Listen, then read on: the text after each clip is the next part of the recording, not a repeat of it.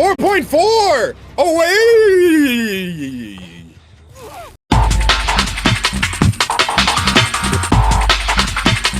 From PTB to launch day impressions, we are now about close to, if not a little over a month since Jason's release, and I personally have been having a phenomenally great time on Jason. I took a little detour for like 2 or 3 days, and I was going to do like this whole 50 wins on every killer thing and start with Trapper, but unfortunately, trying to play Trapper in today's day and age is genuinely fucking miserable, and I did not want to come back to Dead by Daylight just to take another long-ass break so soon. So I figured if I'm going to make content around this game, and since I don't really rely on it for a career anymore, I'm just going to play what I think is fun. And what I think is fun is Jason. Jason is one of, if not the most fun killer they have ever released in this game, in my opinion. I put him, in terms of fun to play, and fun to go against also, I put him right up there with Hillbilly and Vecna, which were my other two mains.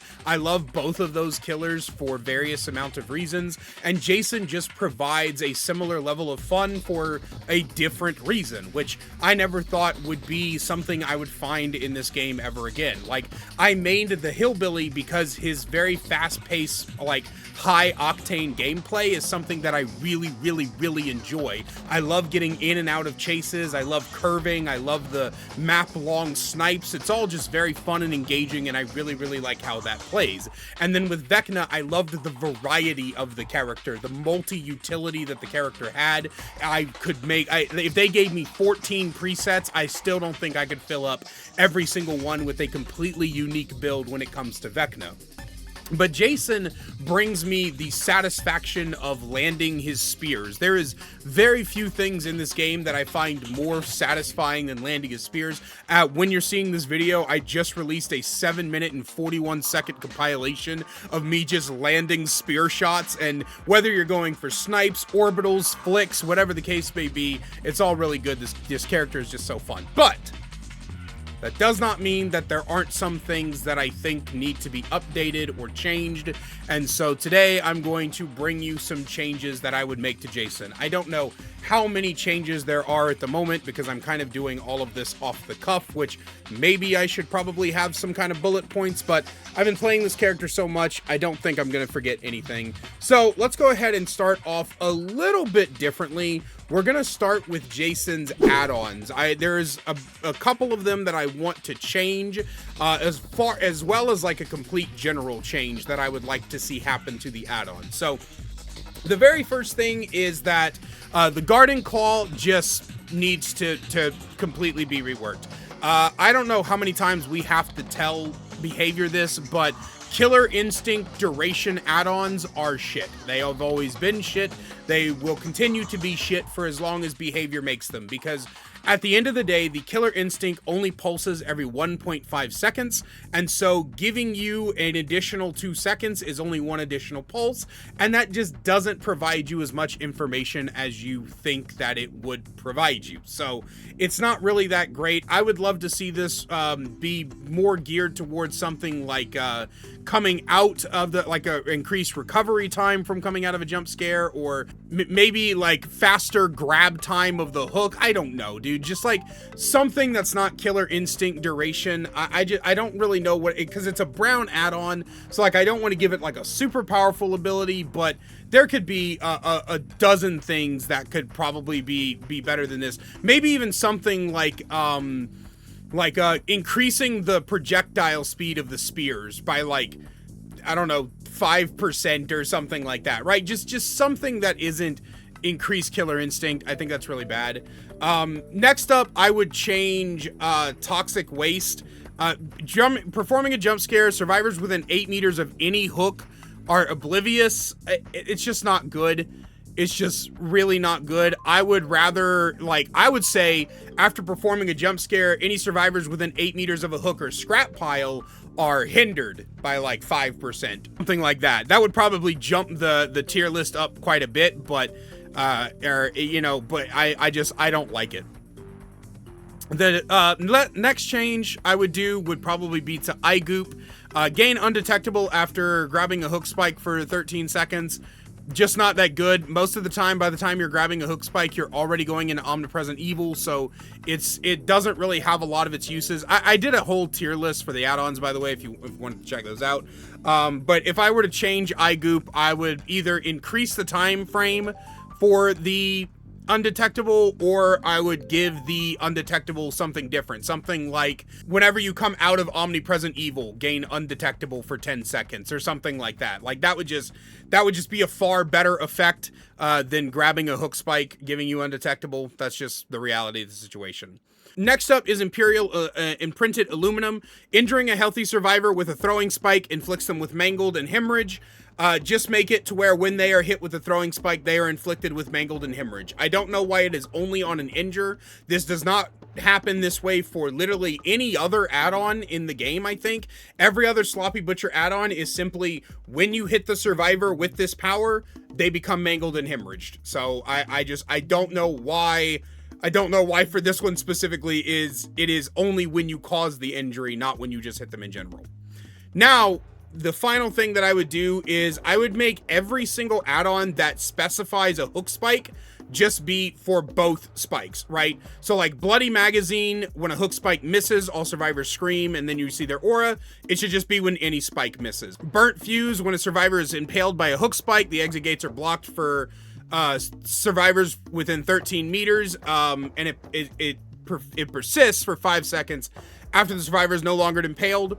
Realistically, if you hit them with a scrap spike, it should just block it for 5 seconds in general, but then the hook spike still, it gives the impalement option, so that's really, that's really cool. I think that Dirty Money, instead of giving you a regular spike, should be like a randomized between hook spikes and normal spikes.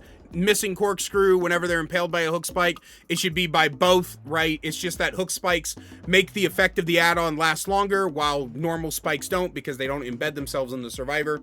Just kind of basic stuff like that, just a little bit more consistently, makes the add-ons a lot less situational, and it might make it to where Jason players will run something besides Deputy Badge Sauna Rock every fucking game, which as a Jason player, I personally prefer Deputy Badge Dirty Money, but again, I did a whole add-on tier list, so you can check that out. Moving on to some base kit changes. I don't have a lot, and some of them are just kind of quality of life, some of them are technically buffs, and one of them is just a pet peeve of mine.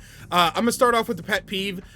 Please change jump scare to literally anything else. Like, I literally anything else. Change it to Arrival. I don't give a fuck. For some reason, I don't like the term jump scare thematically, because Jason isn't a jump scare killer. He's a killer that appears and then brutally murders you. So I think just change the name of jump scare to Arrival. It makes it feel a lot better. Jump scaring is more Springtrap's thing. Jason is not a jump scare killer. So yeah, I would prefer it be changed from jump scare to Arrival. That's just a minor nitpick, but it doesn't actually matter in the grand scheme of things. Next up, I would make a change to the scrap spikes.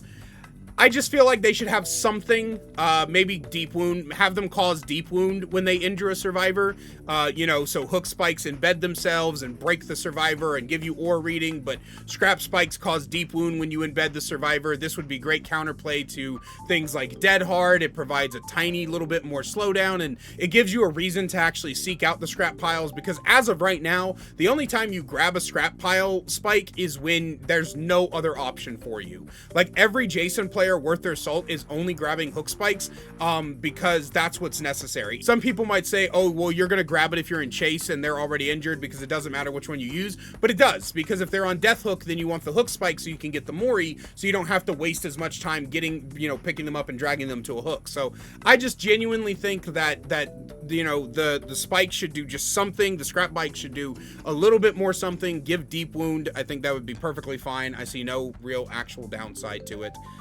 That's just the way that I see that. Number 3, I don't mind the anti-camp. I do think that this game has a consistency problem when it comes to the anti-camp, But in my opinion, if you're going to have that anti-camp slow-ass animation, don't make it apply to survivors who are currently being sacrificed. And this goes for all killers throughout the game. Any killer whose power is hindered by anti-camp, you should not be hindered on a survivor that is currently being sacrificed. There needs to be some kind of change in the code that differentiates between a survivor on a hook and a survivor being sacrificed. I don't know how you're going to do it, behavior, but it needs to be done, because I am tired of hooking a death hook survivor and then going into omnipresent mode, seeing another survivor nearby, coming out of my power so I can chase that survivor, and getting a 6 seconds animation because there's another survivor being sacrificed up top on a different level of the fucking map. And finally, the big change, the number one huge massive change that I would make, my biggest pet peeve with this killer, is please fix the teleport targeting. I do not understand what it is with targeting abilities in this game, but Houndmaster suffers from the exact same fucking problem, where for whatever reason, behavior cannot properly code targeting abilities. So when you're in Omnipresent Evil, any Jason player will tell you that, number one, you will sometimes try to look at a certain area. So say there's like 2 pallets in a window, right? There's a broken pallet, an upright pallet in the window. You want to teleport to the window, but behind that window is the upright pallet. So you're trying to look at the window, and instead it's putting your actual character on the upright pallet. So you have to like jiggle the camera a lot to look at the fucking window to actually teleport to it. And that could be a bit of a problem. But the other problem is that sometimes the teleport just does whatever the hell it wants. I had this thing, I think I have a clip of it. I'd have to find it. If I can find it, I'll put it in this video. But I had this chase where I was on Temple of Purgation, and I was chasing a survivor, and I went into Omnipresent Evil, I saw them, I looked at the pallet they were heading for, and the game, for some reason, teleported me up and behind to the 2nd story window inside the temple. That window was not even on my screen. It wasn't even in my fucking peripheral vision. And it, for some reason, teleported me up there, which lost me the kill because the survivor got out through the exit gate because I got teleported way out there. It was the dumbest fucking thing. And this happens all the time. You are constantly getting teleported to things that you should not be teleporting to. Earlier, we used the example of the window and the pallet. In that exact situation, sometimes you'll see your avatar on the window, press the teleport button, and it teleports you to the pallet anyway. I don't know what's up with the teleport targeting, but please, for the love of fucking God, fix that teleport targeting. But other than that, I think Jason is just an all-around fun and efficient and engaging killer. I love playing against him. I know that a lot of Survivor mains had like Jason fatigue or whatever, because Survivor players just can't seem to grasp the concept that a new killer is going to be played by almost everybody for the first week, maybe even 2, depending on how fun the killer is. That's just how this fucking game works. But I've been having a load of fun. Anytime I play against the Jason, it's the exact same thrill that I get when I play against like a Huntress or a Death Slinger or any other projectile killer. You got to balance between looking at them and looking forward and doing line of sight blockers and stuff. It's a really fun, really engaging. I really love Jason, but you know, just those minor tweaks, get those minor tweaks going, and I think that at the end of the day, we'll have basically a perfect killer on our hands. I love you guys so much. Let me know what you think about Jason down in the comment section down below. And as always, a great big special thank you to my channel members listed on screen now. You want to find out how to become a channel member today, get awesome perks like seeing videos early, merch discount codes, and more, then please click that join button down below. I love you guys so much, and I will see you in the next one.